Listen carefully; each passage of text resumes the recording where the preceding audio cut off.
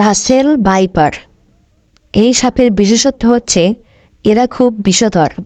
কাউকে সবল দিলে অ্যান্টিভেমন দিলেও বাঁচার সম্ভাবনা খুবই কম, 20%। অ্যান্টিভেমন এটা আমাদের বাংলাদেশে নাই।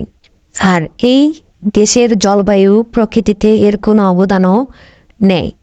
আরও ভয়াবহ ব্যাপার হলো অন্যান্য সাপ সাধারণত নিজেরা আক্রান্ত হলে কিংবা সরাসরি কারো সামনে পড়লে সবল দেয় অথবা তারা পালিয়ে যাওয়ার চেষ্টা করে।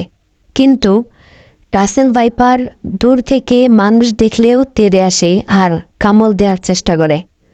অন্য সাপ একরকম বিষ ধারণ করলেও রাসেল ভাইপার একই সঙ্গে 5 থেকে 6 ধরনের বিষ ধারণ করে থাকে। এই সাপ দ্রুত বংশবিস্তার করে। এরা সরাসরি বাচ্চা দেয় 50 থেকে 80টি পর্যন্ত।